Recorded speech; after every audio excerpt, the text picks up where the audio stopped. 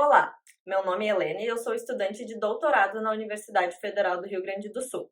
Nesta apresentação, vou falar sobre o estudo que desenvolvi sobre a síntese de hidrochares a partir de casca de arroz e casca de acácia negra exausta. Biomassas lignocelulósicas são materiais de grande interesse, pois são não comestíveis, renováveis e não aumentam a emissão líquida de carbono. São, por exemplo, restos de colheitas ou cascas de árvores. Dentre as rotas de valorização dessa biomassa, a rota termoquímica de carbonização hidrotérmica vem sido bastante estudada. Isso porque essa rota é realizada em condições brandas e por isso é considerada de fácil operação e até mais ambientalmente correta quando comparada a outros métodos térmicos. A HTC imita o processo de formação do carvão na natureza e, portanto, seu principal produto é um sólido carbonoso. Durante o processo ocorrem várias reações, em série e em paralelo, que formam o hidrochar, um hidrocarboneto poliaromático. Esse processo, então, foi aplicado em nosso estudo a dois resíduos que têm considerável geração na região sul do Brasil. A casca de acácia negra exausta é um resíduo obtido após a extração de taninos da casca de acácia. Em 2019, foram produzidas 188 mil toneladas de casca de acácia no Brasil. O outro material de interesse é a casca de arroz, que é gerado durante o beneficiamento desse alimento, que é de primeira necessidade em vários países. Em 2019, estima-se que 2 milhões de toneladas de casca foram geradas no Brasil. Portanto, o objetivo deste trabalho foi estudar a influência da temperatura e do tempo de carbonização hidrotérmica nas propriedades dos hidrochars, de casca de arroz e de casca de acácia negra exausta. Foram avaliadas propriedades tais como rendimento, umidade, composição elementar e características texturais e estruturais. Os resíduos foram triturados e secos antes da carbonização. Foram estudadas as temperaturas de 180, 200 e 220 graus Celsius e tempos de carbonização de 5 ou 15 horas. Foi quantificado o rendimento de cada processo e a umidade de cada material. Foram realizadas análises elementares de adsorção de nitrogênio e de infravermelho com transformada de Fourier. Passando para os resultados, primeiramente analisando a diferença entre os dois resíduos, podemos observar que a casca de acácia apresenta maior teor de carbono do que a casca de arroz, e ambos apresentam uma baixa umidade de em torno de 6%. Quando realizada a carbonização, para a casca de acácia, todos os tratamentos testados resultaram em aumento de carbono no sólido.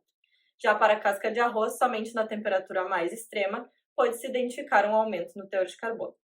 Para ambos resíduos, conforme se aumentou a temperatura de tratamento, o rendimento do processo diminuiu e o teor de carbono no sólido aumentou. Tempo, temperatura e a interação entre esses dois fatores foram significativos para o rendimento e o teor de carbono. O hidrochar com maior quantidade de carbono foi produzido na condição de maior temperatura e tempo, sendo esse teor 50% para a casca de arroz e 60% para a de acácia.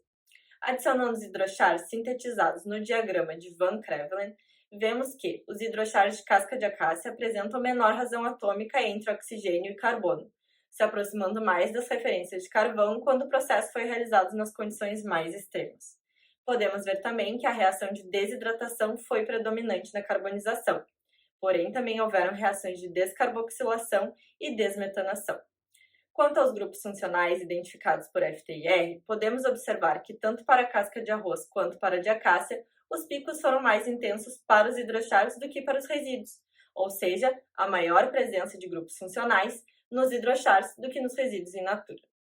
Na casca de arroz e seus hidrochars destacam-se os picos correspondentes à ligação silício-oxigênio.